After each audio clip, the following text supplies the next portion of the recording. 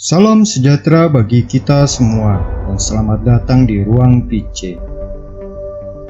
Sebelum kita mulai, jangan lupa di subscribe bagi yang belum dan jangan lupa tekan lonceng notifikasinya. Selamat mengikuti. Allah adalah roh yang menciptakan kehidupan, roh yang membarui setiap kehidupan, roh yang menolong, melindungi dan mengajar kita. Allah Tritunggal, Bapa dan Putra dan Roh Kudus adalah satu. Kekudusan Allah digambarkan oleh Nabi Yesaya dalam penglihatannya. Yesaya melihat ada malaikat di hadirat Allah yang menyerukan, "Kudus, kudus, kuduslah Tuhan Maha Kuasa." Menutup wajah dan kaki mereka dengan 4 dari 6 sayap mereka. Menutup wajah dan kaki ini menunjukkan kekaguman dan hormat akan kehadiran Allah secara langsung. Malaikat serafim berdiri dengan tubuh tertutup, menyembunyikan diri mereka sebisa mungkin karena menyadari ketidakberhargaan mereka di hadapan Yang Kudus. Jika serafim yang murni dan kudus menunjukkan hormat yang sedemikian di hadapan Allah, maka siapakah kita yang adalah makhluk berdosa?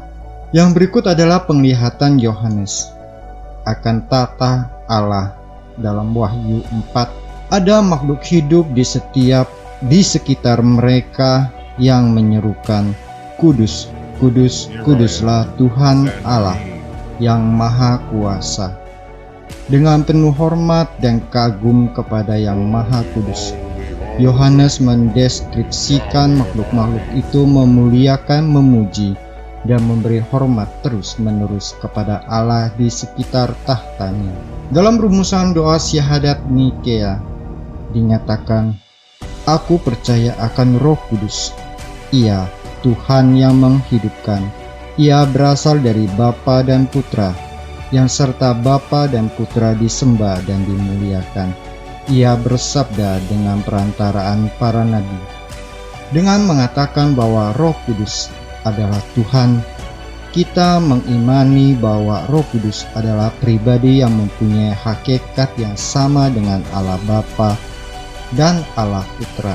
Dengan mengatakan bahwa Roh Kudus berasal dari Allah Bapa dan Allah Putra, kita mempercayai bahwa Allah Roh Kudus adalah pribadi yang berbeda dengan Allah Bapa dan Allah Putra dalam hubungan asal, di mana Allah Bapa tidak berasal. Allah Putra berasal dari Allah Bapa dan Allah Roh Kudus berasal dari Allah Bapa dan Allah Putra. Namun perlu digarisbawahi bahwa ketiga pribadi dan hubungan asal ini adalah kekal. Roh Kudus adalah Roh Allah yang membimbing kita, menerangi akal budi kita, dan mengarahkan langkah kita. Roh Kudus selalu menghormati kehendak bebas kita.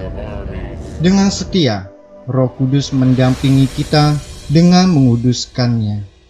Disitulah kita harus bekerja sama dengan Roh Kudus dalam membangun kehidupan kita.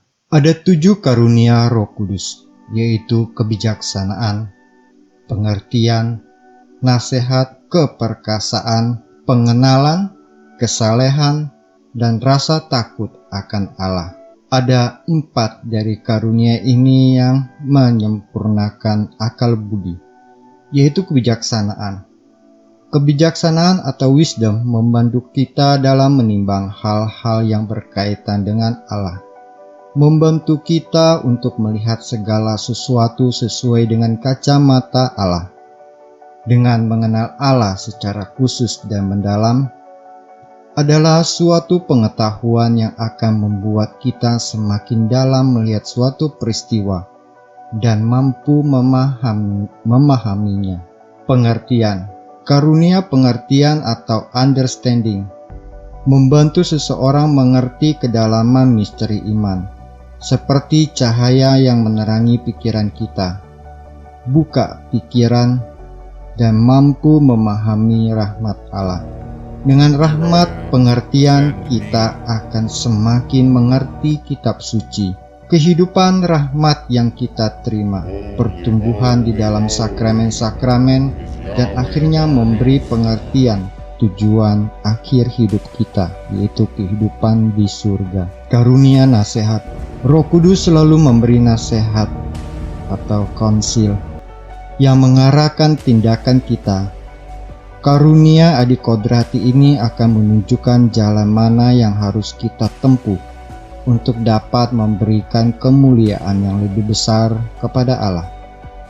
Dalam hal inilah kita harus bekerja sama dengan Roh Kudus, dengan setia mendengarkannya. Kita juga harus dengan bebas membiarkan Roh Kudus untuk menentukan jalan kita. Seiring waktu kita akan terbentuk intuisi yang akan membantu kita mengenali jalan mana yang Tuhan inginkan dari kita.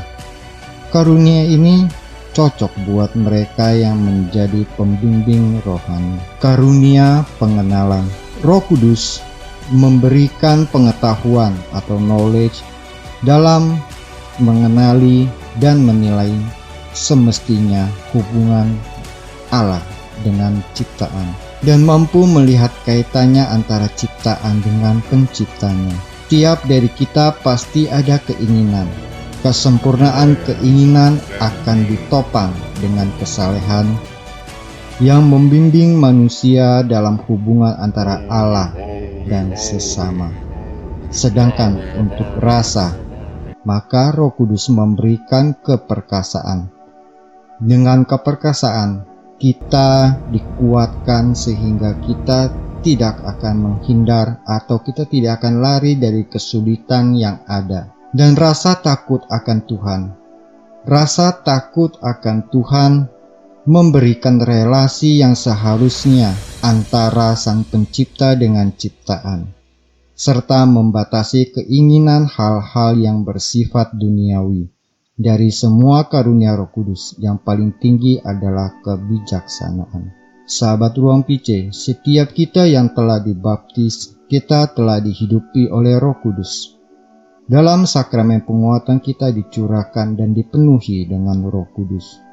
Maka biarlah seluruh hidup kita ini dipimpin oleh Roh Allah yang kudus.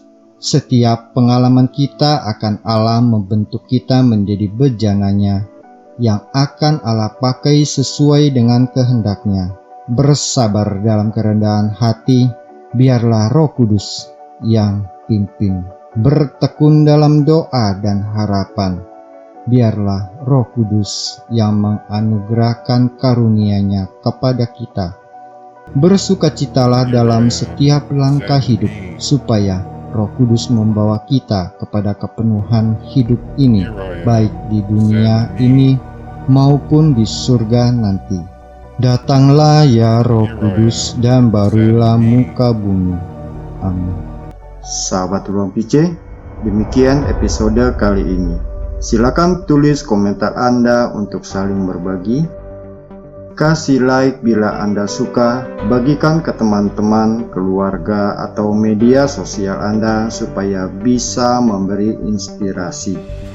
Subscribe atau tekan tombol loncengnya supaya Anda selalu mendapat pemberitahuan setiap ada video baru. Tuhan memberkati. Non scole sed vita discimus.